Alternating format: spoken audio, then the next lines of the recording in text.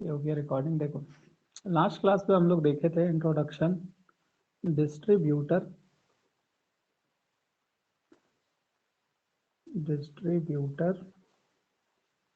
And feeder. ये दोनों इतना इंपॉर्टेंट है कि इससे शॉर्ट नोट्स आएगा ही आएगा। डिस्ट्रीब्यूटर एंड फीडर क्या होता है, डिफरेंस बताओ, या फिर डिस्ट्रीब्यूशन सिस्टम क्या होता है वो बताओ। तो फिर तुम लोग को डिस्ट्रीब्यूटर और फीडर का ही कहानी लिखना है। अगर क्लासिफिकेशन ऑफ डिस्ट्रीब्यूशन सिस्टम आ जाए तो भी कहानी हम लोग को लिखना है डिस्ट्रीब्यूटर और फीडर का ही। फीडर कहाँ पे होता है? फीडर होता है हमारा प्राइमरी डिस्ट्रीब्यूशन, उसी को हम लोग बोलते हैं फीडर। डिस्ट्रीब्यूटर कहाँ पे होता है? Secondary distribution. क्लियर है? सेकेंडरी डिस्ट्रीब्यूशन कहने का मतलब क्या है? देखो ये हम लोग का ट्रांसफार्मर होता है। ट्रांसफार्मर कैसे बना रहता है, कुछ इस तरीके से ट्रांसफार्मर बना रहता है, ऐसे ही रहता है ना। यहाँ पे इसका, अब इसके नीचे एक बॉक्स बना रहता है। कितने लोग देखे हो इस बॉक्स को? उसी तरीके से बहुत सारा ऐसा पोल रहता है, पोल में भी साइड में एक छोटा सा बॉक्स लगा रहता है, ये भी बॉक्स रहता है। ठीक है, आवाज मेरा जा रहा है ना? ये जो बॉक्स होता है ना, इसी को हम लोग नाम देते हैं क्या? Service mains. तो जो डिस्ट्रीब्यूटर होता है ना, वो हम लोग का ट्रांसफार्मर से सर्विस मेन तक का हमारा जो लाइन होता है वो प्रोवाइड करता है डिस्ट्रीब्यूटर। ठीक है। फीडर क्या होता है? तो ट्रांसफार्मर तक जो लाइन आता है उसको हम लोग बोलते हैं फीडर। अब थोड़ा सा देख लेते हैं क्लासिफिकेशन ऑफ डिस्ट्रीब्यूशन सिस्टम। अगर आ जाए तो क्या लिखेंगे हम लोग? डिस्ट्रीब्यूशन सिस्टम, निराली बुक में इसका बहुत अच्छा क्लासिफिकेशन किया हुआ है। 3 कैटेगरी में इसको बांट दिया है। सबसे पहला category on the basis of supply, किस नेचर का सप्लाई है उसके बेसिस में, according to nature of supply. अगर ये एसी है तो एसी डिस्ट्रीब्यूशन, पहले डीसी लिखते हैं, डीसी डिस्ट्रीब्यूशन, और दूसरा क्या हो जाएगा? AC distribution. ये तो हो गया on the basis of supply. अब एसी डिस्ट्रीब्यूशन में भी 2 टाइप का होता है, एक प्राइमरी एक सेकेंडरी। एसी प्राइमरी और एसी सेकेंडरी। ये हो गया हमारा on the basis of supply. हम लोग डिस्ट्रीब्यूट करते हैं on the basis of construction, according to construction of conductor. इसको भी हम लोग 2 कैटेगरी में बांटते हैं। एक हम लोग डिस्ट्रीब्यूट करते हैं ओवरहेड में। तुम लोग, हम जो लोकल घर के बाहर में जाकर के देखोगे तो बाहर में तार दिखाई देगा, उसी को बोला जाता है ओवरहेड। ये ट्रांसमिशन का बात नहीं हो रहा है, ये डिस्ट्रीब्यूशन का बात हो रहा है। ठीक है, ओवरहेड। तुम लोग बड़े शहर में चले जाओगे, दिल्ली, विशाखापट्टनम, भुवनेश्वर, वो सब जगह जाओगे तो वहां देखोगे कि बाहर जो है ट्रांसफार्मर से वायर वगैरह कनेक्ट नहीं होता, वहां पे सिर्फ बॉक्स निकलता है ट्रांसफार्मर, फिर सारा का सारा चीज जो है अंडरग्राउंड हो जाता है, तो अंडरग्राउंड। ठीक है। तीसरा आता है on the basis of connection. ठीक है, अकॉर्डिंग टू कनेक्शन। कनेक्शन के बेसिस पे 3 टाइप होता है। सबसे पहला डिस्ट्रीब्यूशन होता है वो होता है रेडियल डिस्ट्रीब्यूशन। ठीक है। दूसरा होता है, इसको हम लोग बोलते हैं रिंग टाइप। रिंग टाइप बोलते हैं, रेडियल टाइप या रेडियल सिस्टम बोल सकते हैं। तीसरा जो होता है इसको हम लोग बोलते हैं इंटरकनेक्टेड। इंटरसिटी ट्रेन का नाम सुने हो? Yes sir. जी सर। क्या होता है, वो दो शहर के बीच में चलता है। उसी तरीके से इंटरकनेक्टेड मतलब यहाँ पे जो सब स्टेशन होगा वो सारा चीज आकर के सप्लाई करेगा, लोड एक से ज्यादा, सप्लाई एक से ज्यादा। ठीक है, तो हम लोग ये सारा चीज को नहीं पढ़ते हैं। एसी, हाँ, ये एसी का प्राइमरी डिस्ट्रीब्यूशन, इसी में हम लोग पढ़ते हैं फीडर। एसी में सेकेंडरी डिस्ट्रीब्यूशन, इसी के लिए इसमें हम लोग पढ़ते हैं डिस्ट्रीब्यूटर, क्योंकि जो कंडक्टर यूज किया जाता है फीडर। फीडर में हम लोग देखते हैं करंट कैरिंग कैपेसिटी, डिस्ट्रीब्यूटर में हम लोग देखते हैं वोल्टेज का लिमिट, जो कि 5% प्लस माइनस का फ्लक्चुएशन से ज़्यादा नहीं होना चाहिए।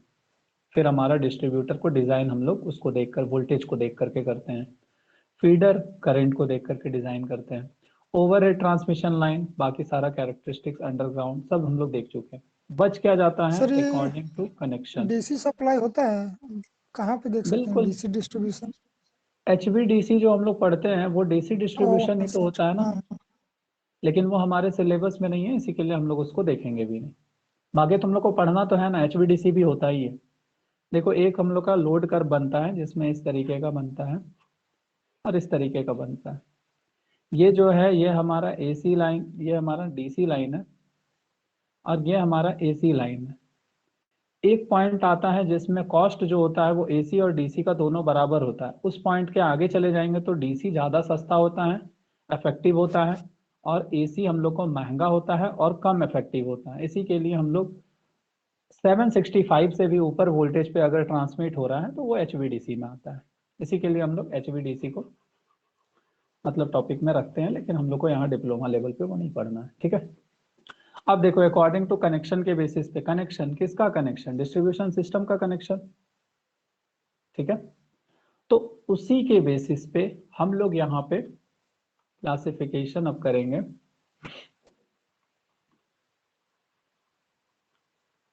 अकॉर्डिंग टू कनेक्शन,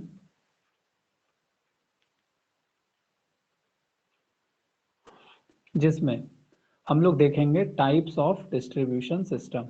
वही देख रहे हैं ना,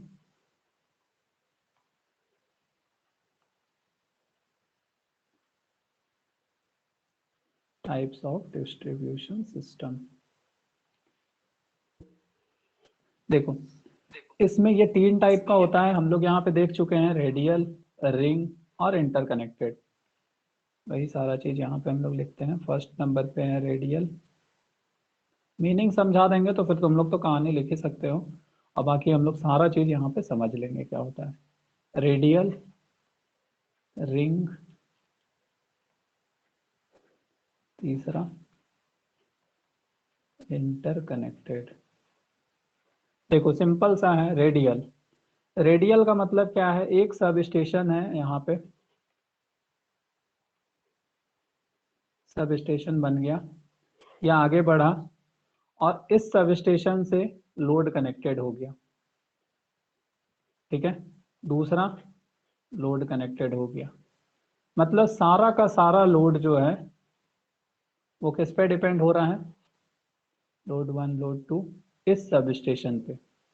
अगर ये सब स्टेशन फेलियर हो गया तो लोड वन में सप्लाई नहीं मिलेगा, लोड टू में सप्लाई नहीं मिलेगा। इसको बोला जाता है रेडियल टाइप। ठीक है, रिंग टाइप में क्या होता है,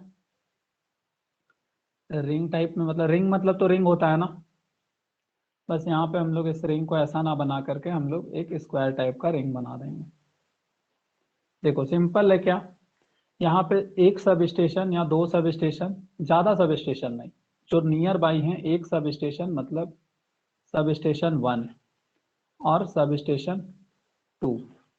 सिंपल सा है, ये सब स्टेशन इस लोड वन को दे रहा होगा सप्लाई, और लोड टू को दे रहा होगा, एग्जाम्पल के लिए। ठीक है, इस सब स्टेशन लोड थ्री को दे रहा होगा, लोड फोर को दे रहा होगा। ठीक है,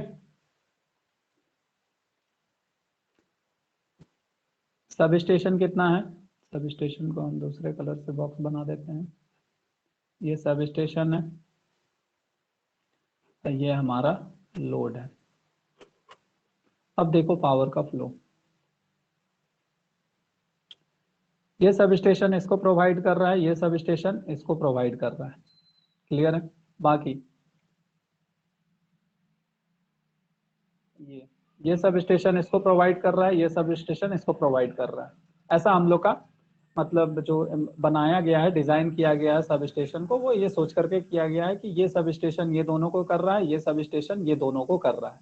लेकिन क्या हुआ कि अगर ये सब स्टेशन यहाँ पे फेल हो गया, मतलब सप्लाई नहीं कर पा रहा है, तो फिर क्या करेगा, इस तरीके से डिजाइन किया जाता है कि ये सब स्टेशन यहाँ पे भी करें,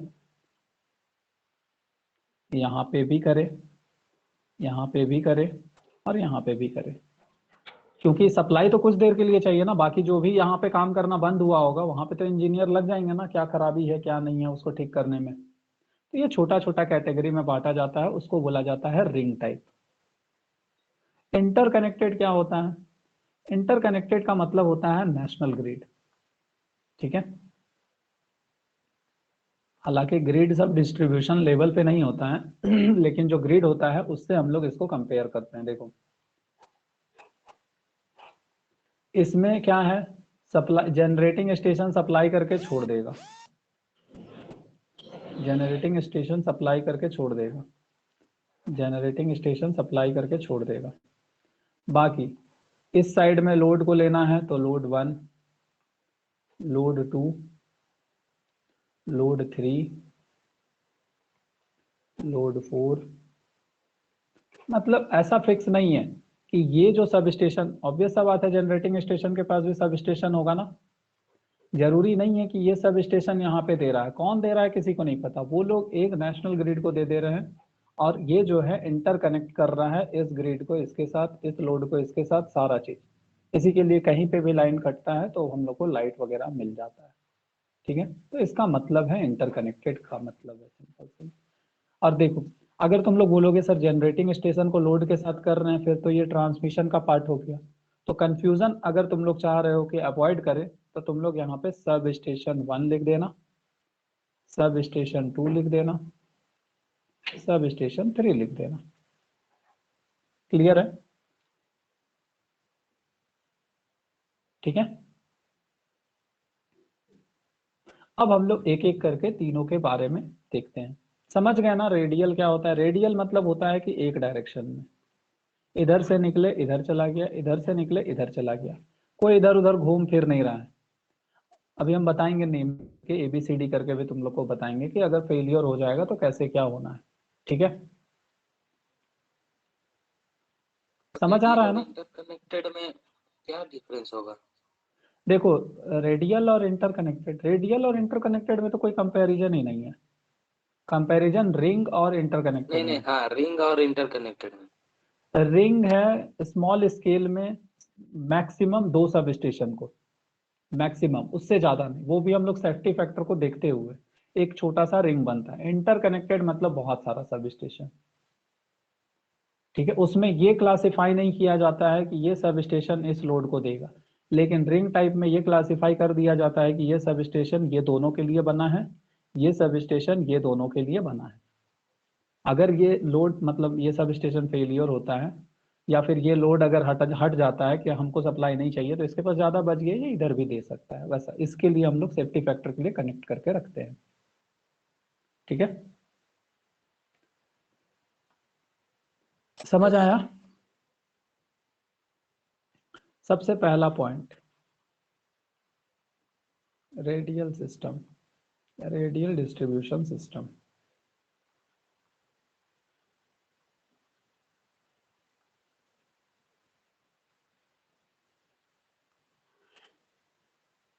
देखो रेडियल डिस्ट्रीब्यूशन सिस्टम में क्या है, हम लोग यहाँ पे सब स्टेशन एक साइड से दे रहे थे, एक साइड से सप्लाई दे रहे थे ना, इसी के लिए हम लोग बोलेंगे here distributor is fed at one end only. सिर्फ हम लोग एक साइड से दे रहे थे इसी के लिए। फिगर अगर बनाना चाहते हो तो फिगर कुछ इस तरीके से बना लो। ये एक्चुअल फिगर है, ठीक है। ये हम लोग बना लेंगे सब स्टेशन। ये सब स्टेशन क्या करेगा, इस साइड भी सप्लाई करेगा, इस साइड भी देगा, इस साइड भी देगा और इस साइड भी देगा, और फाइनली यहाँ पे लोड कहीं पे कनेक्ट होगा इस तरीके से। मतलब उसके पास और कोई इनकमिंग नहीं होगा। समझ पा रहे हो? हाँ, ये सब स्टेशन से क्या है, तो ये सब स्टेशन से निकलता है, उसको हम लोग बोलेंगे फीडर। ये भी फीडर है, ये भी फीडर है, ये भी फीडर है। फिर यहाँ पे जो निकलता है इसको हम लोग बोलेंगे, देखो घर के बाहर में भी एक ट्रांसफार्मर लगा होता है ना, वो सब स्टेशन तो नहीं होता है ना। समझ पा रहे हो ना? घर के बाहर जो इस तरीके से बना होता है और इसमें एक ट्रांसफार्मर बना होता है, इस तरीके से रहता है, उसको हम लोग सब स्टेशन नहीं बोलते हैं। इसी के लिए उसके बाद यहाँ पे फीडर के बाद जो होता है डिस्ट्रीब्यूटर को इस तरीके से हम लोग शो करते हैं। ये जो है ये हमारा क्या है, तो ये डिस्ट्रीब्यूटर है, ठीक है। इस तरीके से होता है, मतलब सब एक ही सब स्टेशन पे सर्विस सारा मैन और डिपेंडेंट है। सब मैन किधर क्या होता है, किधर से मतलब? ये ट्रांसफार्मर हो गया, और यहाँ पे कहीं पे बॉक्स लगा होता है ना पोल वगैरह में, उसको बोला जाता है सर्विस मेन, ठीक है। और ये जो है डिस्ट्रीब्यूटर हमेशा ट्रांसफार्मर का सेकेंडरी और सर्विस मेन को जोड़ता है, और सर्विस मेन से फिर हम लोग सप्लाई लेते हैं। ऐसा थोड़ी है कि हमारे घर में जो वायर लगा हुआ है उसको हम लोग डिस्ट्रीब्यूटर बोलेंगे। वो तो हम लोग कहाँ से ले रहे हैं, हम लोग तो सर्विस मतलब बॉक्स से ना, जो बॉक्स बना होता है उसमें हम लोग जाते हैं अपना वायर जोड़ते हैं, उसी को बोला जाता है सर्विस मेन। और जो ट्रांसफार्मर से जो वायर वहां तक जोड़ता है उसी को बोला जाता है डिस्ट्रीब्यूटर, ठीक है। ये हो गया हमारा रेडियल। क्या सब मेंस करके कुछ रहता है क्या? सब मेन सर्विस मेन ही होगा। ओके सर, ठीक। अब देखो ये सिस्टम क्या है, ये सिस्टम में कोई झंझट नहीं है, आपस में इंटरकनेक्टेड नहीं है, तो ये सिस्टम जो है लीस्ट एक्सपेंसिव है, लेकिन ये काम का भी नहीं है, एंड लीस्ट रिलायबल। इस पे हम लोग रिलाय नहीं कर सकते हैं कि हाँ इस टाइप का प्रैक्टिकली एग्जिस्ट करे तो फिर हम लोग के लिए डेंजरस हो सकता है, इसी के लिए हम लोग इस टाइप का नहीं करते हैं, ठीक है। फीडर के बाद डिस्ट्रीब्यूटर और सर्विस मेन लाइन में क्या बताया, फिर से बताइए ना, आवाज कट रहा था। देखो ये एक सब स्टेशन है, मतलब यहाँ पे भी ट्रांसफार्मर लगा होगा, वो ट्रांसफार्मर से हमारे घर के पास एक ट्रांसफार्मर होता है, जो कि बाहर तुम लोग निकल करके देखोगे तो हर जगह ट्रांसफार्मर दिखाई देगा। वो ट्रांसफार्मर के बीच में जो वायर ला रहा है उसको हम लोग बोलेंगे फीडर। उस ट्रांसफार्मर से जो बॉक्स बना होता है जिससे हम लोग के घर में सप्लाई आता है, जो बॉक्स टाइप से बना होता है उसको बोला जाता है सर्विस मेन, ठीक है। उसको बोला जाता है, Yes. वो डिजाइन किया जाता है डिस्ट्रीब्यूटर से, ठीक है। ये था हम लोग का रेडियल डिस्ट्रीब्यूशन सिस्टम, जो कि बिल्कुल काम का नहीं है, हाँ सस्ता है, कुछ दिक्कत नहीं है, एक साइड में तो मतलब कोई आपस में मतलब कनेक्शन वैसा नहीं है कि कॉम्प्लेक्सिटी यहाँ पे नहीं है। जहाँ पे कॉम्प्लेक्सिटी नहीं है, लेस कंडक्टर का यूज है, तो सस्ता तो पड़ेगा ही ना। दूसरा हमारा कैसा होता है, दूसरा रिंग, रिंग टाइप या रिंग मेन डिस्ट्रीब्यूशन सिस्टम, या फिर रिंग टाइप डिस्ट्रीब्यूशन सिस्टम भी बोल सकते हो। देखो इसमें क्या होता है, सबसे पहले फिगर बना देते हैं इसका।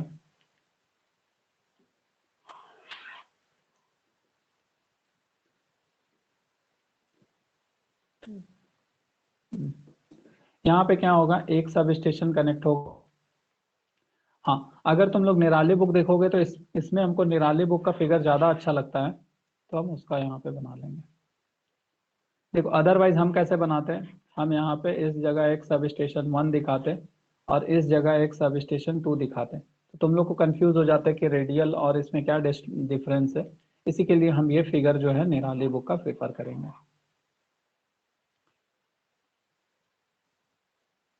तुम लोग देख पाओगे निराली बुक में क्या है कि यहाँ पे एक सब स्टेशन बनाया हुआ है, सब स्टेशन 1, और यहाँ पे एक सब स्टेशन बनाया गया है, सब स्टेशन 2, और ये दोनों को आपस में बस ऐसे जोड़ दिया गया है। बाकी ये क्या कर रहा है, ये एक लोड को सप्लाई दे रहा है। बाकी हम उतना कॉम्प्लेक्स डायग्राम नहीं बनाएंगे। ये दूसरे लोड को सप्लाई दे रहा है। ये उसी तरीके से ये लोड, और ये इस तरीके से नेमिंग कर देते हैं हम लोग। अगर हम लोग नेमिंग करेंगे तो एग्जांपल के लिए यहाँ पे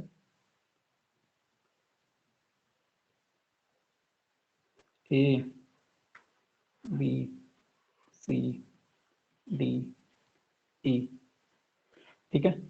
मान लो ऐसा हो जाता है कि ABCDE हम लोग का नेमिंग है। क्लियर है।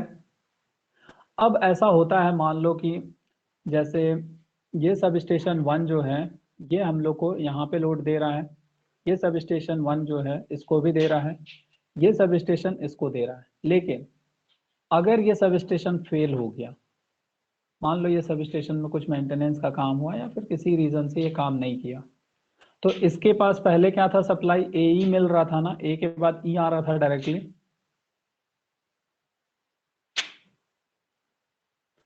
ये पॉइंट से कंफ्यूज मत हो जाना, ये ऐसे जुड़ा हुआ ही है और इसका नाम ए देते हैं। ये जो बन रहा है ना इसका नाम ए देते हैं। ए से ही मिल रहा था ना डायरेक्टली, बट अब इसको क्या मिलेगा, ये सी से डी से ई से होते हुए इससे यहाँ पे इसको सप्लाई मिलेगा। और कुछ देर के लिए ये मेंटेनेंस में चला गया, मेंटेनेंस में गया, मेंटेन हो गया, उसके बाद फिर ये अपना जब वर्क में आ गया तो फिर ये काम करने लगा। यही होता है रिंग मेंटेन, जो कि स्मॉल स्केल में होता है। क्लियर है। Yes sir. सर इसमें कुछ लिखा है क्या definition, the system adopted big cities bulk to secondary sub station supply the power to the system of 3 substation SS1, SS2, SS3. If any fault develop in any of the section, the system is not affected. हाँ बस वही सब कहानी लिखा है कि बड़ा बड़ा शहर में हम लोग छोटा, मतलब जैसे होता है ना बिग सिटीज में छोटा मतलब जगह, जैसे बिग सिटी मतलब मान लो जैसे ये दिल्ली है, उसमें कोई 2 मोहल्ला, यहाँ पे एक सब स्टेशन, यहाँ पे एक सब स्टेशन, उस केस में हम लोग ऐसा कर सकते हैं। वही चीज यहाँ पे लिखा है, जिससे कि हम लोग का पावर कट ना हो, कंटिन्यूअस हम लोग को मिले। ठीक है। और बाकी यहाँ पे पॉइंट अगर लिखना है तो क्या लिख सकते हो, देखो यहाँ पे ये सब स्टेशन एक बार दे दिया, मतलब ये फीडर है, ये पूरा जो है ये क्या है हमारा फीडर है। इसका मतलब रिंग कौन फॉर्म कर रहा है,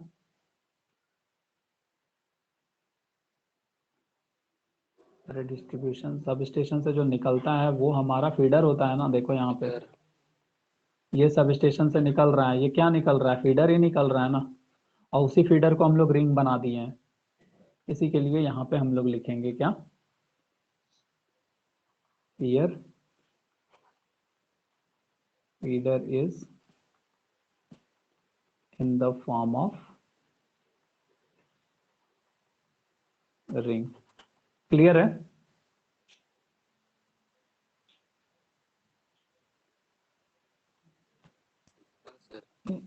Here if any fault occur in any section,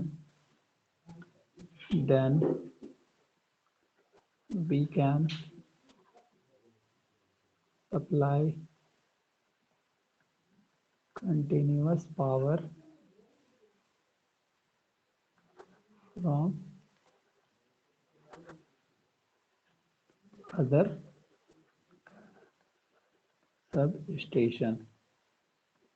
ठीक है, एग्जाम्पल के लिए ये लिख देना कि मान लो इस एरिया पे फॉल्ट आ गया, तो इसको सप्लाई इससे मिल रहा था, मतलब इसका जो फॉल्ट आया तो इसका रास्ता AED था, लेकिन अब इसका रास्ता हो जाएगा BCD, जिससे हम लोग को कंटिन्यूअस पावर मिलेगा।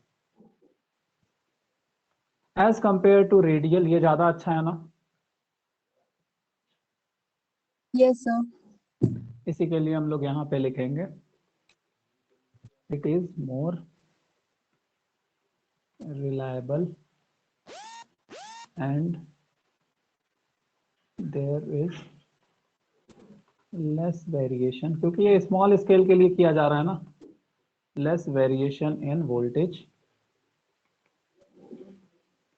Eight consumer and.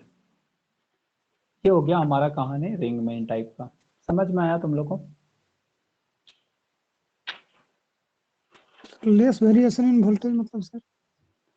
Less variation, देखो वोल्टेज का फ्लक्चुएशन जो होना चाहिए वो हम लोग का ±5% से ज्यादा नहीं होना चाहिए, बट ये इतना स्मॉल एरिया के लिए किया जाता है कि यहाँ पे हम लोग को वोल्टेज का वेरिएशन ज्यादा मिलता नहीं है, मतलब इसके रेंज में कि अलग से हम लोग को वोल्टेज रेगुलेशन करना पड़ रहा है। ठीक है, देखो Yes. रिंग टाइप और इंटरकनेक्टेड में यही एक डिफरेंस आएगा कि वहां पे हम लोग को वोल्टेज रेगुलेशन करने के लिए हम लोग को कुछ ऐसा सेटअप करना होगा कि मतलब वहां पे हम लोग को कम मिलेगा वेरिएशन इन वोल्टेज जो होगा, क्योंकि हम लोग अलग से वोल्टेज रेगुलेशन के लिए तरह तरह का जो मेथड्स होता है जो तुम लोग देखे थे रिएक्टिव पावर कंट्रोल, वो सारा हम लोग को करना पड़ता है, जो कि कोई भी सब स्टेशन में तुम लोग जा करके देखोगे तो वहां पे होता है। ठीक है, पावर फैक्टर एंड ऑल, फिर रिएक्टिव पावर रिलेटेड हम लोग वहां पे अलग से बहुत सारा इक्विपमेंट लगा करके रखते हैं। नॉर्मली मोस्ट हम लोग, प्रेफर तो वही होगा। हाँ सारा जगह प्रैक्टिकली अगर देखोगे तो इंटरकनेक्टेड ही होता है। ठीक है, वो तो पढ़ने के लिए ना, हम लोग पढ़ते तो हम लोग वुडन पोल भी है, तो ये हम लोग का आउटडेटेड है सारा चीज। देखो थर्ड, आउटडेटेड इसको नहीं बोलेंगे, लेकिन वुडन पोल तो आउटडेटेड है। इंटरकनेक्टेड सिस्टम,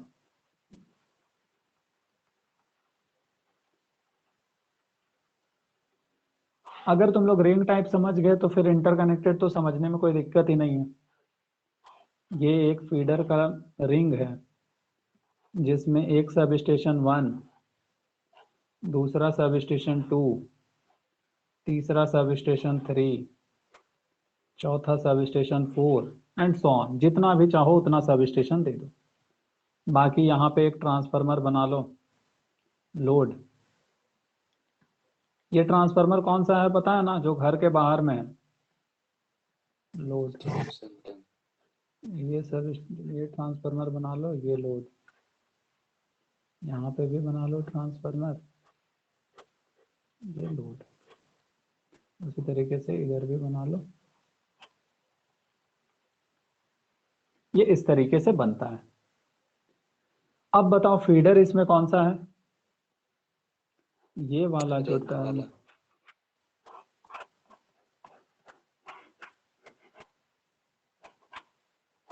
ये जो है ये फीडर है।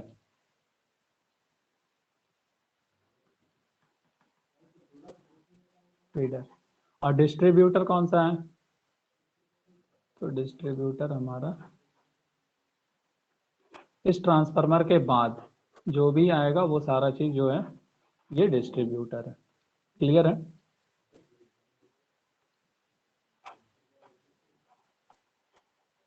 डिस्ट्रीब्यूटर। अब कहानी लिखते हैं।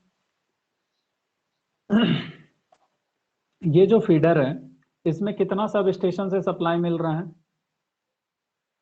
More than 2। अगर 2 होगा तो फिर तो वो रिंग टाइप हो जाएगा ना। इसी के लिए हम लोग बोलेंगे हियर फीडर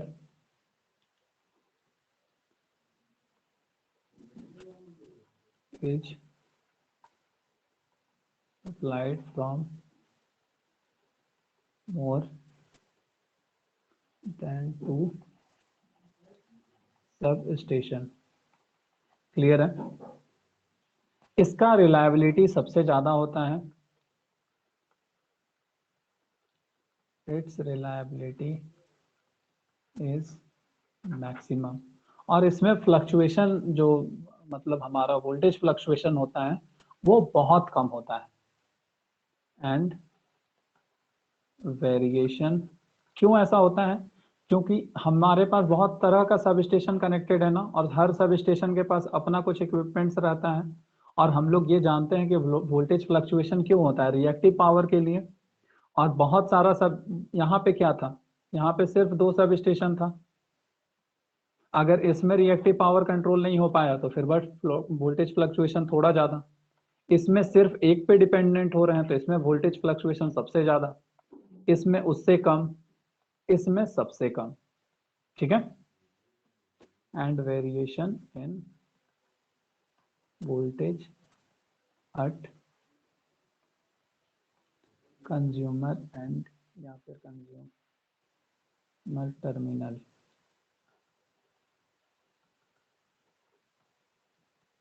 इज मिनिमम। ठीक है। अगर इसमें भी वही कहानी, if any sub station is not able to supply power during peak load, कहने का मतलब हम लोग सब अपने घर में आए, एसी ऑन कर दिए, फ्रिज ऑन कर दिए, सारा चीज हम लोग ऑन कर दिए, उस टाइम में उसको पीक लोड बोलते हैं ना। और उस टाइम में कोई एक सब स्टेशन अगर सप्लाई नहीं कर पा रहा है तो फिर हम लोग अदर सब स्टेशन से हेल्प लेंगे। वही होता है हमारा इंटरकनेक्टेड। क्लियर है? बढ़ जाएगा। तो एडवांटेज इसका क्या है कि एनी टाइम ज्यादा चाहिए ज्यादा अवेलेबल है, कम चाहिए कम अवेलेबल, सब तरह का अवेलेबल है यहाँ पे। तो ये होता है हमारा इंटरकनेक्टेड डिस्ट्रीब्यूशन सिस्टम। सबसे इंपॉर्टेंट जो क्वेश्चन आता है वो होता है, ये क्वेश्चन आएगा ही आएगा, ठीक है, कंपैरिजन बिटवीन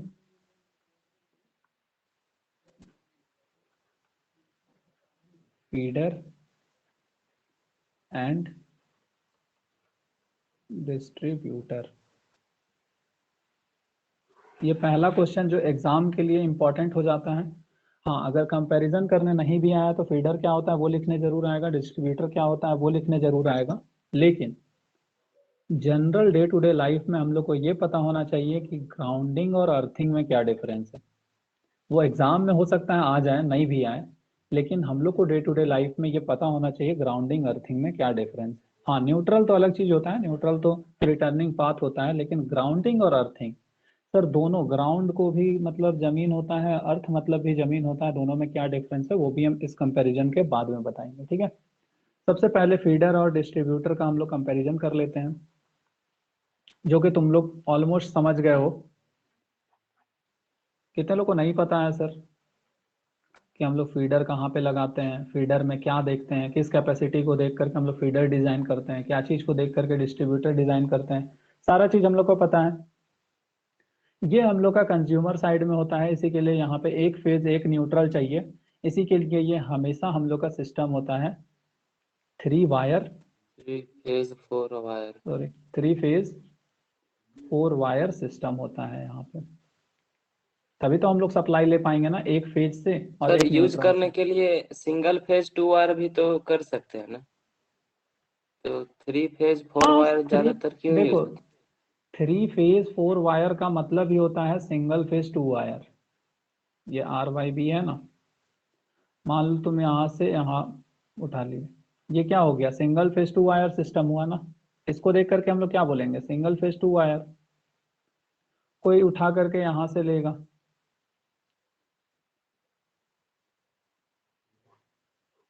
ये हो गया उसका सिंगल फेज 2 वायर। और कोई दोनों फेज से ही ले लेगा, उसको उसके घर में 440 वोल्ट का सप्लाई आता है। जो नॉर्मली घर से बहुत दूर रहते हैं ना जिनका, जैसे मान लो सपोज करो मेरा ऐसा जगह घर है जहाँ ट्रांसफार्मर से बहुत दूर है घर, और सप्लाई मेरे घर में अच्छे से नहीं पहुंच पा रहा है, तो हम लोग फेज और न्यूट्रल से ना लेकर के हम लोग दोनों फेज से ले लेते हैं।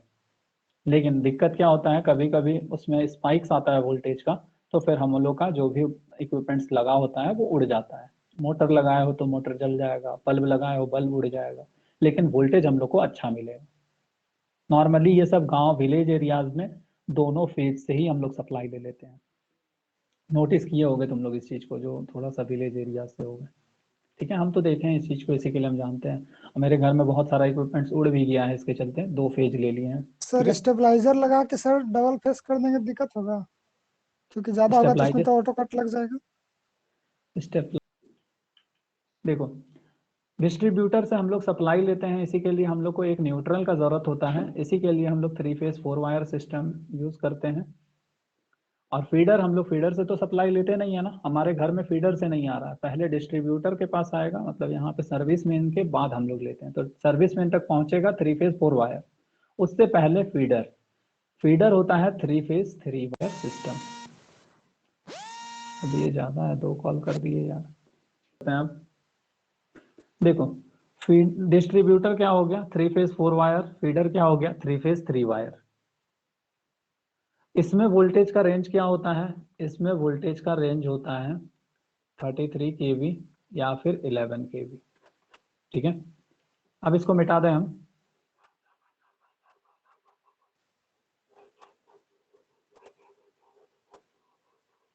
डिस्ट्रीब्यूटर में वोल्टेज का रेंज कितना होगा बताओ, ये तो हमारे घर के पास आ रहा है ना, ये 440 वोल्ट या फिर 230 वोल्ट। अगर दोनों फेज से सप्लाई ले लेंगे तो 440 वोल्ट, एक फेज से सप्लाई लेंगे तो 230 वोल्ट।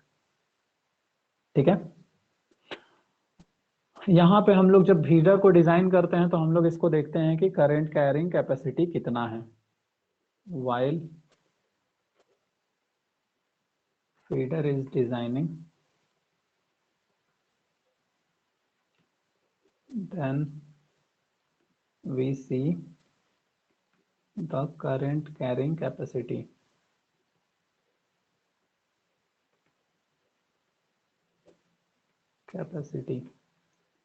जब डिस्ट्रीब्यूटर को हम लोग डिजाइन करते हैं तो हम लोग ये देखते हैं कि वोल्टेज ड्रॉप कम से कम हो, ऐसा मतलब कंडक्टर का यूज करेंगे जिसमें वोल्टेज ड्रॉप कम से कम हो। ठीक है, तो यहाँ पे हम लोग while डिजाइनिंग, ऐसा नहीं कि कोई भी तार लिए अल्युमिनियम है कर लिया, वैसा नहीं। डिस्ट्रीब्यूटर वगैरह जो डिजाइन होता है, तुम लोग देखोगे ट्रांसफार्मर का जो बॉक्स खोल करके देखोगे, उसमें वहां तुम लोग को दिखाई देगा कॉपर वायर। कितने लोग देखे हो घर का सप्लाई खराब हो जाता है यस तो सर, जा करके वहां पे अल्युमिनियम, देखे। ऐसा नहीं कि कुछ भी लगा दिए वहां पे, तो वहां पे हम लोग बहुत अच्छा कंडक्टर यूज करते हैं जो कि होता है, मतलब कॉपर का बोल कॉपर सकते का। हैं, बट ऐसा हम लोग बोलेंगे नहीं कि कॉपर होता है, हम लोग बोलेंगे कि वो जो डिजाइन करते हैं डिस्ट्रीब्यूटर, हम लोग इस फैक्टर को सोच करके डिजाइन करते हैं कि वोल्टेज ड्रॉप कम से कम हो। while designing distributor we consider voltage drop factor and it should be very less, या फिर it should be less।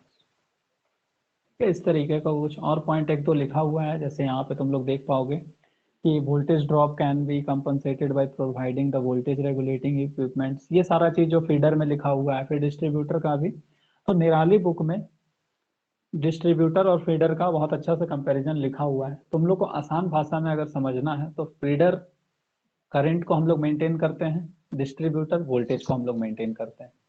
Feeder कहाँ पे होता है, तो 3 फेज 3 वायर सिस्टम जहाँ पे होगा वो फीडर है, डिस्ट्रीब्यूटर 3 फेज 4 वायर सिस्टम है। बाकी का कहानी तुम लोग एग्जाम पर्पस के लिए थोड़ा सा तो लिखना पड़ेगा ना, मार्क्स चाहिए तो वो तुम लोग लिख सकते हो। ठीक है, चलो, तो अब हम लोग स्टार्ट करते हैं हमारा एक नया टॉपिक, उसके बाद फिर ये थोड़ा सा टाइम, अब हमारा 15 मिनट ही बचा हुआ है, उसके बाद लास्ट में हम तुम लोग को बताएंगे ग्राउंडिंग और अर्थिंग के बीच में क्या डिफरेंस होता है, उसके बाद फिर हम लोग क्लास को एंड कर लेंगे। और आज हम लोग ट्राई कर रहे हैं कि चैप्टर 3 हम लोग का खत्म हो जाएगा, सो दैट कि कल से हम लोग आएंगे और चैप्टर 4 स्टार्ट करेंगे, फॉल्ट जो है, और वो हार्डली जाएगा 4 से 5 दिन वो जा सकता है। और उसके बाद पावर सिस्टम प्रोटेक्शन जो कि थोड़ा सा इंपॉर्टेंट है, वो चलेगा हमको लगता है, आई थिंक वो भी 5 से ज़्यादा जाएगा, वो 10 दिन तक जा सकता है। उसके बाद फिर हम लोग का चैप्टर वन तो 1 या 2 दिन, 2 दिन बहुत हो गया, क्योंकि चैप्टर 1 में कुछ पढ़ना नहीं है, उसमें सिर्फ बिहेवियर जानना है, ट्रांजिएंट क्या होता है और 1-2 मैट्रिक्स मेथड, पावर कैसे फ्लो होता है वो देख लेंगे, फिर हमारा सिलेबस कंप्लीट हो जाएगा। मतलब और हमको लगता है पावर सिस्टम कंप्लीट होने में 15 दिन, 15 दिन तो बहुत बोल दिए, मतलब और कंप्लीट होने में 12 दिन, 10 दिन से ज़्यादा लगेगा, 15 दिन से कम लगेगा। ठीक है, देखो हम लोग पढ़ने वाले हैं Indian electricity rules, Indian electricity rules. देखो कोई भी चीज होता है वो एक रूल से चलता है। हम लोग जैसे हम लोग का भी जो डेली रूटीन चल रहा है या फिर जो भी लाइफ हम लोग जी रहे हैं वो भी कहीं ना कहीं रूल्स के हिसाब से।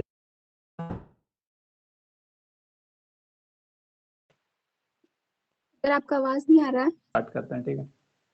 इंडियन इलेक्ट्रिसिटी रूल्स, जो भी हमारा इलेक्ट्रिसिटी का मतलब जो झारखंड इलेक्ट्रिसिटी बोर्ड है, हम लोग झारखंड में है तो हम लोग झारखंड का बात करेंगे। झारखंड स्टेट इलेक्ट्रिसिटी बोर्ड है, वो कुछ नियम बनाया होगा कि लोड को क्लासिफाई किया होगा दो टाइप से। एक होता है लाइट लोड, एक होता है पावर लोड। तो पावर लोड को कनेक्ट करने के लिए पावर सर्किट होना चाहिए, लाइट लोड को कनेक्ट करने के लिए लाइट लोड होना मतलब लाइट सर्किट होना चाहिए। घर में रेशियो पावर सर्किट और लाइट सर्किट का फिक्स होना चाहिए।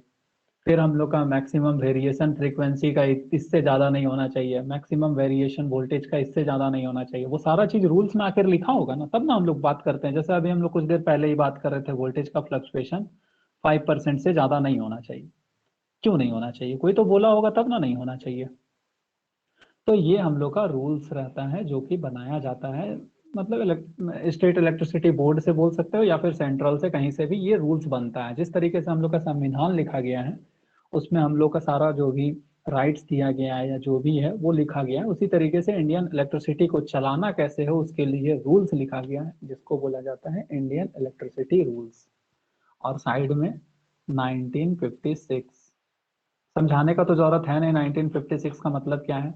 1956 में बना होगा, ऑब्वियस सा बात है, ठीक है। अब इसमें ये कहानी है, ठीक है। ये कहानी पढ़ने के बाद, सुनने के बाद हम इसका पीडीएफ तुम लोग को प्रोवाइड कर देंगे।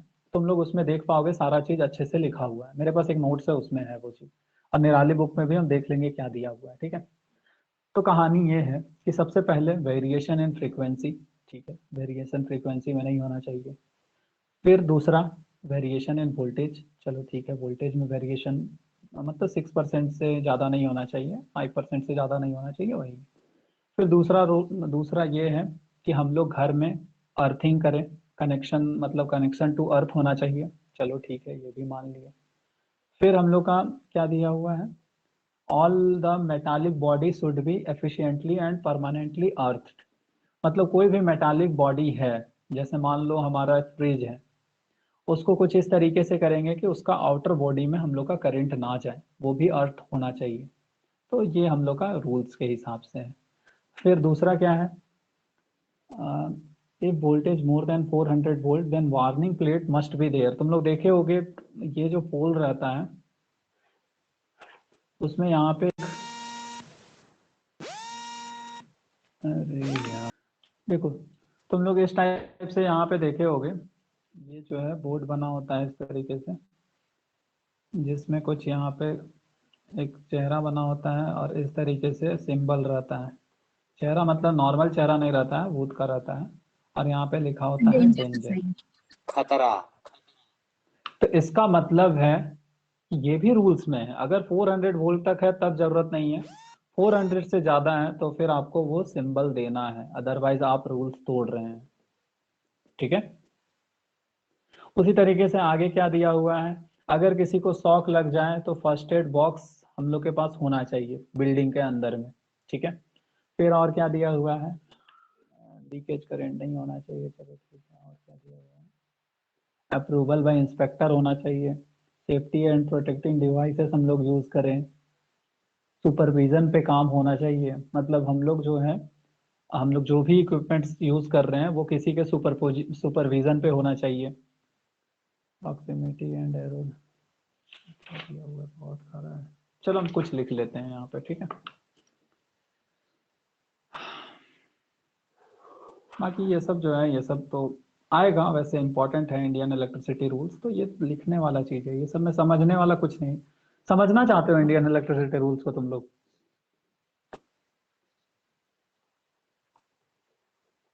देखो, लाइट एंड फैन सर्किट, इसी को बोला जाता है लाइट लोड, ठीक है। फिर हम लोग का होता है पावर सर्किट, या फिर इसी को बोला जाता है हैवी लोड। पावर सर्किट से ही कनेक्ट रहता है ना, वॉशिंग मशीन हुआ या फिर हमारे घर में एसी हुआ, वो सारा चीज पावर सर्किट से ही कनेक्ट होता है ना। या फिर हम लोग घर यस में जो अभी ठंडा ठंडा के टाइम में घर में तुम लोग हीटर गीजर यूज मोटा कर तार। रहे होगे या फिर हीटर यूज कर रहे होगे, सारा चीज हम लोग का पावर सर्किट में आता है। क्या होता है लाइट सर्किट, क्या होता है पावर सर्किट, वो तुम लोग समझ लो। लाइट सर्किट में क्या, एग्जांपल के लिए क्या क्या आता है इसमें, फैन आएगा, टीवी, टीवी को भी हम लोग लाइट लोड में ही ले लेते हैं, ठीक है। फिर हम लोग का आएगा फैन, और क्या आ सकता है, जब फैन 2 बार लिख दिए, बल्ब आएगा, बल्ब सर। एटसेट्रा, ठीक है। हैवी लोड में क्या आएगा, एग्जांपल के लिए बताओ, ठंडा है इसी के लिए geyser, geyser heater, AC, refrigerator, और फिर इंडक्शन कुकटॉप, ये सब एटसेट्रा। अब ये कैसे डिसाइड किए कि गीजर आएगा हैवी लोड में, नहीं हम तो नहीं मानेंगे गीजर हैवी लोड में, हम मानेंगे लाइटे लोड में आता है, वैसा कैसे होगा। तो जब हम लोग घर बनाते हैं तो हम लोग के यहाँ पे मैक्सिमम पॉइंट जो हो सकता है लाइट लोड का, तो हम लोग 10 देंगे, मतलब रेशियो में। अगर मैक्सिमम यहाँ पे 10 दे रहे हैं लाइट लोड का, तो पावर लोड का देंगे कितना, पावर सर्किट का या फिर पावर पॉइंट कितना देंगे, 2 मैक्सिमम। अगर ये 20 है तो ये 4 होना चाहिए, अगर ये 40 है तो उसी रेशियो में होना चाहिए। यहाँ पे मैक्सिमम लोड कितना होना चाहिए, मैक्सिमम लोड अगर मतलब 1000 वाट, अगर इतना है या इससे कम है, नॉर्मली 800 लिखा हुआ है मेरे कॉपी में, बट 1000 मान लो, 1000 से कम वाट है तो वो लाइट लोड है, 1000 से ज्यादा है तो वो मतलब हैवी ये लोड में पॉइंट आता किस है। बेसिस पे है सर? क्या, ये मैक्सिमम पॉइंट 10 और 2 किस बेसिस पे ले रहे हैं उन्हें, क्या डिनोट करेगा पॉइंट? मैक्सिमम पॉइंट मतलब ये वाला, अगर ये वाला तुम्हारे घर में 10 जगह चार्जिंग, मोबाइल चार्जिंग का है, तो तुम कोई 2 ही जगह बड़ा मोटर के लिए या फिर होता है ना फ्रिज के लिए या फिर एसी के लिए, उस रेशियो में होता है, ठीक है। ऐसा नहीं होगा कि घर बनाए और हर जगह एसी का ही दे दिए, ठीक है। ओके मैक्सिमम लोड इसका जो है ये 3000 वाट का लिखा हुआ है, मोर देन 1000 लिखते हैं ना।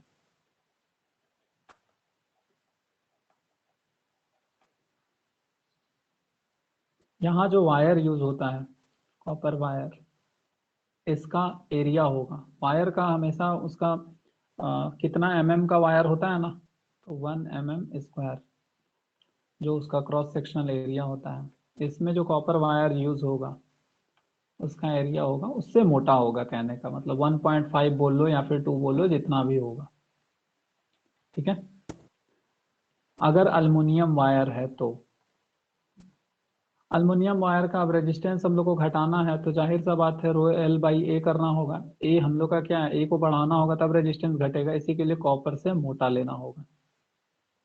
जो हम तुम लोग को पावर सिस्टम का स्टार्टिंग में ही समझाया था कि कॉपर और अल्युमिनियम में, कॉपर पतला चलेगा, अल्युमिनियम मोटा करेंगे तब जा करके कॉपर इतना कंडक्टिविटी बनेगा, बताया था ना। हाँ सर। इसका अगर 1.5 है तो इसको 2 mm, इसका इस तरीके से, ठीक है। अब देखो, ये हम लोग का इंडियन इलेक्ट्रिसिटी रूल के हिसाब से वोल्टेज को क्लासिफाई किया गया है वेरियस ग्रुप में, अकॉर्डिंग टू IE रूल। इसका PDF भी आई थिंक मेरे पास है 150 पेज का, बट हम लोग को सारा नहीं पढ़ना है, कुछ कुछ पढ़ना है। लो वोल्टेज क्या है, लो वोल्टेज है हमारा लेस देन 250 वोल्ट, ठीक है। फिर हम लोग का आता है मीडियम वोल्टेज, मीडियम वोल्टेज ये 250 टू 650 वोल्ट। फिर आता है हमारा, बताओ, low, medium, high voltage high voltage. High voltage का रेंज आता है 650 volt to 33 kilo volt. High के बाद क्या आएगा? High voltage. Extra high. Extra high voltage. तो इसको रखता है मोर देन 33 kV। ठीक है। हाँ, ये बना कब है? ये 1956 में बना है। तो ये मत सवाल पूछ देना सर 765 किस में आएगा सर, इतना ज़्यादा है तो सर 400 765 में कोई डिफरेंस नहीं है क्या? 1956 में 765 kV नहीं था। ठीक है, इसी के लिए हम लोग डाउट नहीं पूछेंगे। ये रूल्स जब बना है तब का ना है। हाँ, इसमें कुछ कुछ हुआ होगा इम्प्रूवमेंट, ऐसा नहीं है। अब देखो रूल नंबर हम लिखते जा रहे हैं। ठीक है, मोर मैं देन कहता हूँ तुम लोग 33 केवी से लेके कहाँ तक जाएगा? उससे ज़्यादा को हम लोग एक्स्ट्रा हाई वोल्टेज में रखेंगे। वो कहाँ तक जाएगा? मैक्सिमम लिमिट तो होगा ना उसका भी। अभी 765 है हाँ। इस रूल्स के हिसाब से, इससे आगे बढ़ जाएगा वो भी एक्स्ट्रा हाई वोल्टेज में आ जाएगा, या फिर उसको एक्स्ट्रा हाई वोल्टेज बोले क्या? तो ऐसा नहीं। ठीक है, अल्ट्रा हाई वोल्टेज। बोलने को हम लोग कुछ भी बोल सकते हैं, बट अगर क्लासिफिकेशन में रखा जाए तो इंडियन इलेक्ट्रिसिटी रूल्स के हिसाब से उसको हम लोग एक्स्ट्रा हाई वोल्टेज में ही रखेंगे। देखो रूल नंबर 55 क्या बोलता है? Variation in frequency. Maximum variation in frequency जो है वो ±3% होना चाहिए। ठीक है, अब ये मत बोलना सर अभी 5% बोले थे 3, ये लिखा हुआ है उसमें। ठीक है, रूल नंबर 54 इसमें बात किया है वेरिएशन इन वोल्टेज, जो कि वेरिएशन कितना होना चाहिए?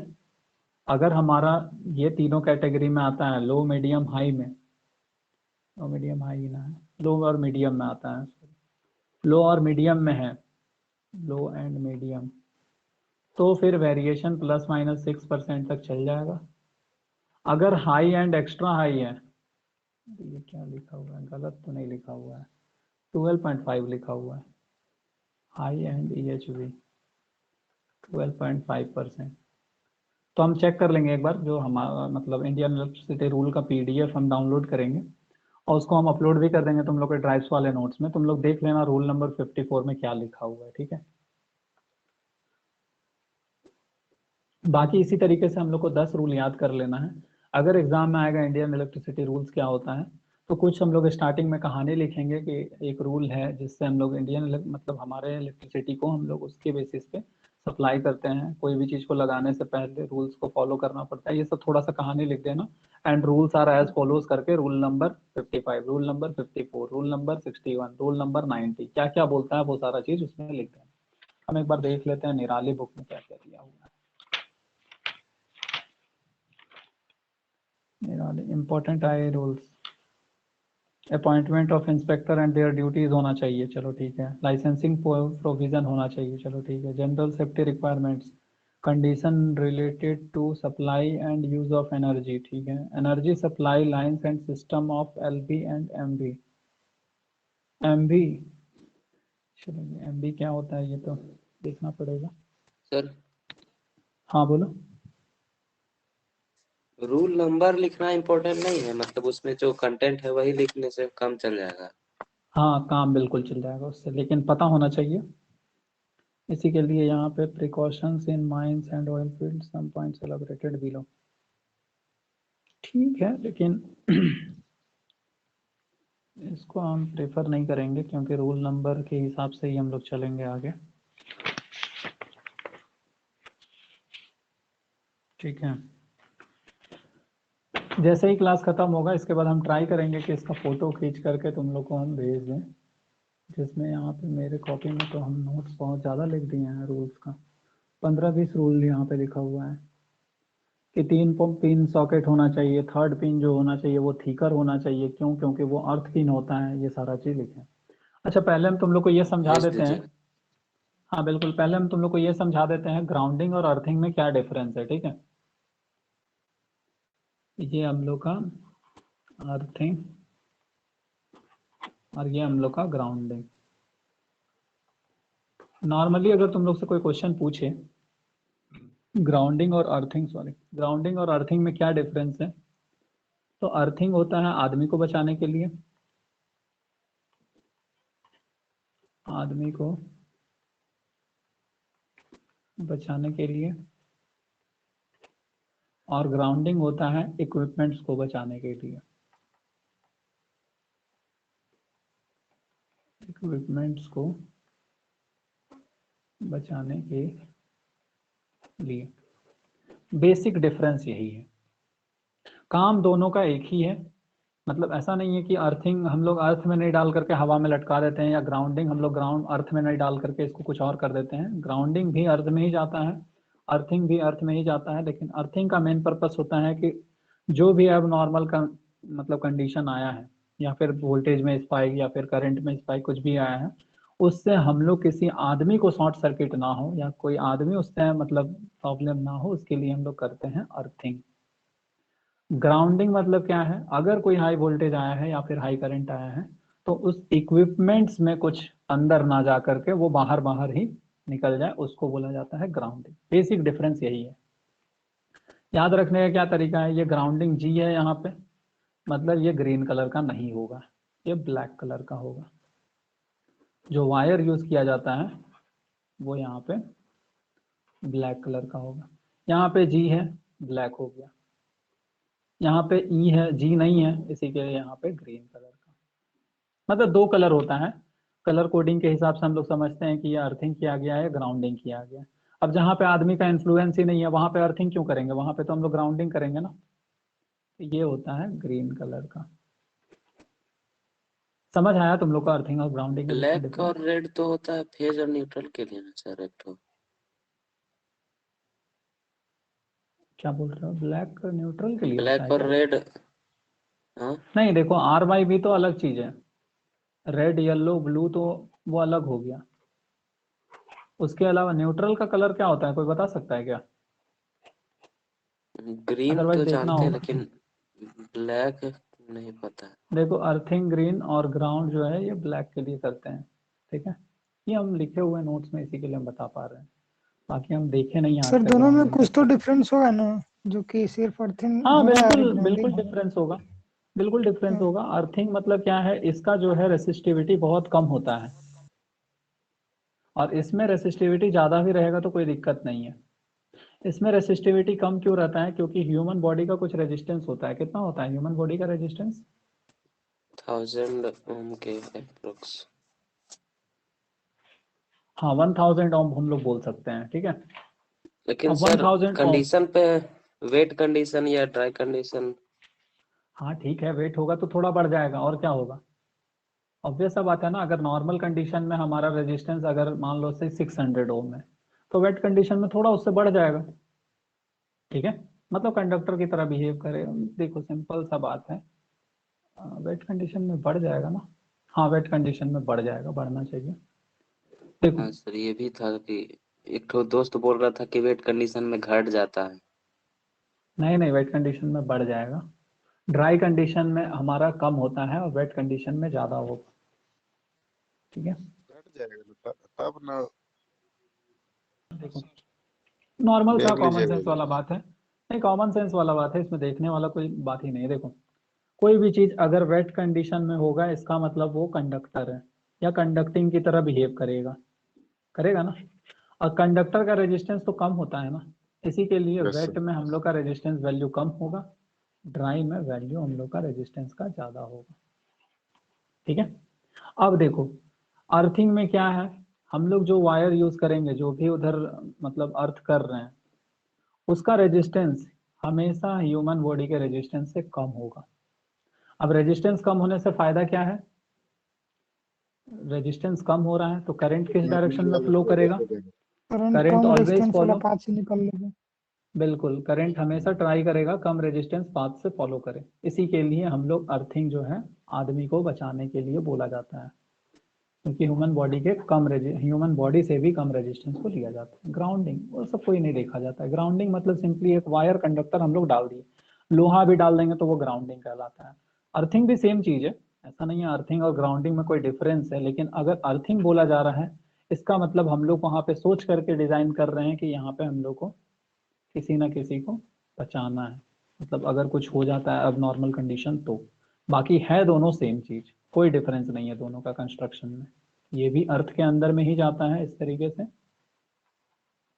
हाँ, टाइप्स भी बहुत सारा होता है अर्थिंग का, जैसे हम लोग पढ़ेंगे मतलब इसमें प्लेट टाइप पढ़ते हैं, फिर और तरह तरह का टाइप्स भी होता है, याद अभी नहीं आ रहा है, लेकिन प्लेट अर्थिंग होता है। और हम लोग ध्यान आ रहा है, sir rod earthing. Rod earthing, plate earthing, फिर रॉड से पाइप अर्थिंग भी हो जाता है। तो ये सब तरह तरह का अर्थिंग होता है। फिर स्ट्रिप अर्थिंग, वो सब हमारे सिलेबस में पढ़ना है क्या वो सब चीज?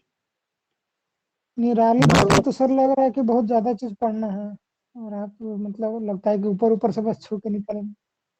नहीं, ऐसा नहीं है, कहाँ निराले बुक में ये सब चीज दिया हुआ है? मेरे पास तो है निराले सर बुक। उसमें दो तीन डायग्राम इतना भयानक दिया है कि देख के थोड़ा डर लग रहा है कि क्या क्या बना दिया, उतना सारा सर्किट जैसा कहाँ पे सर्किट जैसा बना दिया है? इंटरकनेक्टेड, इस सब में कुछ फोटो बना दिया है, बहुत बड़ा बड़ा कनेक्शन। दूसरा निराले बुक है क्या तुम्हारे पास? नहीं सर, आप जो भेजे वही ना है, ड्राइव में जो भेजे।